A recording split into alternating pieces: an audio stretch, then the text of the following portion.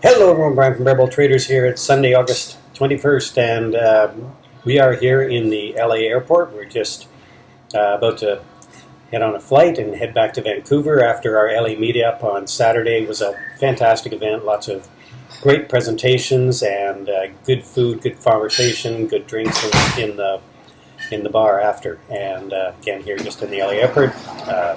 Excuse the interruptions, but let's do a quick recap of last week and then look ahead, try to figure out where we're going with the markets next week. So let's start out by looking at last week's action here in the markets. We did pull back on the week. You can see here the indexes were all down. The Qs took the brunt of the beating here, and the IWM as well. But after a big run up previous week, so maybe taking a pause, maybe topping out, doing some consolidating. We'll see how things go as the next week progresses here. The other thing that happened, of course, BBBY took a big beating after some news came out about Cohen's position and how he basically exited after the stock ran up a lot. So meme stocks may not be as popular next week, but we'll see. And in terms of strengths and weakness, we had some rotation back into the discretionaries, which is typically risk off. Utilities, typically risk on, and energy made a big comeback last week. You can see here, communication services, materials, technology were the weakest. And of course, 10-year Treasury seemed to inch up a little bit here. 2-year was kind of flat. We still have an inverted yield curve. Dollar gained on the higher yields probably. And Bitcoin really took a drop, and I don't think a lot of people were trying to figure out why, but it's back down well below this breakout point that it seemed to be flirting with here. So we're back trading in a range on Bitcoin. So let's take a quick look at some charts here. I do realize it's kind of noisy in the background. I apologize for that. It is. We are in an airport lounge, so it's there's not a lot I can do. There's not a lot of privacy here. So anyway, let's take a quick look at some charts here before we wrap it up. The 2-year, as I mentioned, kind of really didn't make any progress one way or another this week on the Treasury, 2-year Treasury. The 10-year, we did inch up a little bit, about 5%, which isn't a small amount for movements on the Treasury. We're getting used to these moves, but you can see here the 10-year is starting to creep up again, as maybe still some fears of inflation the Fed might have to be aggressive with. They're certainly still talking that way.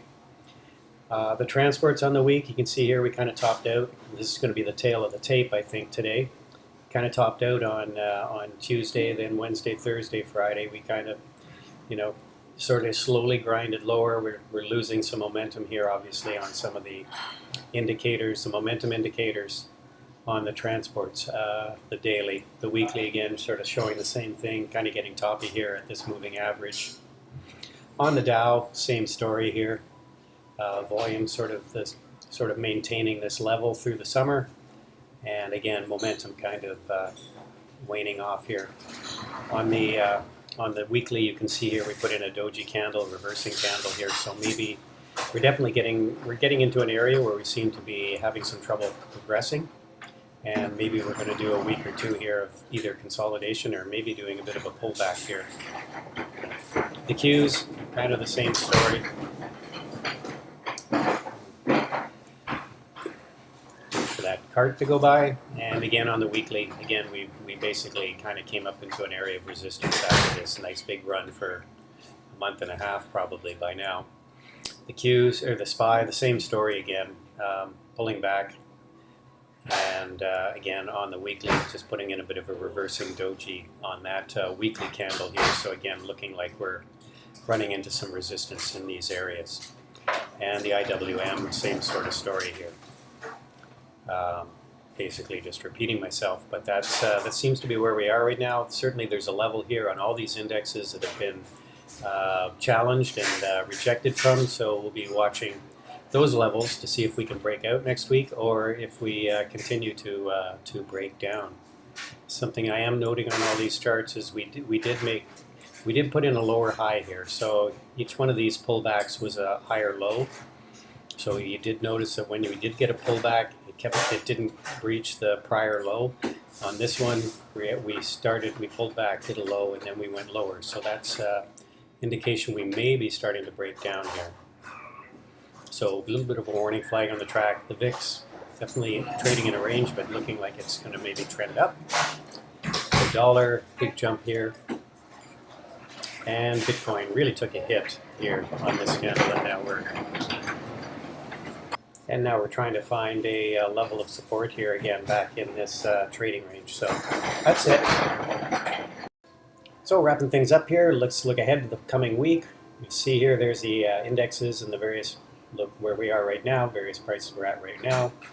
You can see here, there's the levels of support and resistance that I figure we're at.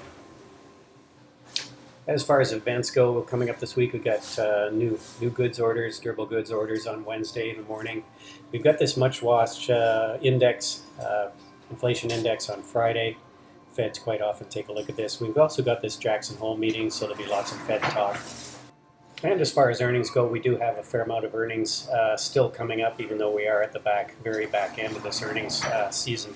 So you can see here Zoom, Palo Alto. NVIDIA is going to be very interesting on Wednesday afternoon with CRM and Snow, and Peloton, Affirm. There will be some other interesting ones as well. So that's it, everybody. Hope you had a good weekend. We certainly had a great weekend down in LA and this meetup here, and hope to do more. In the meantime, keep it green, and we'll see you tomorrow morning, 8 o'clock for the pre-market show starting live on YouTube, and then trading the markets for our members at 9:30. Have a good one, everyone. Bye for now.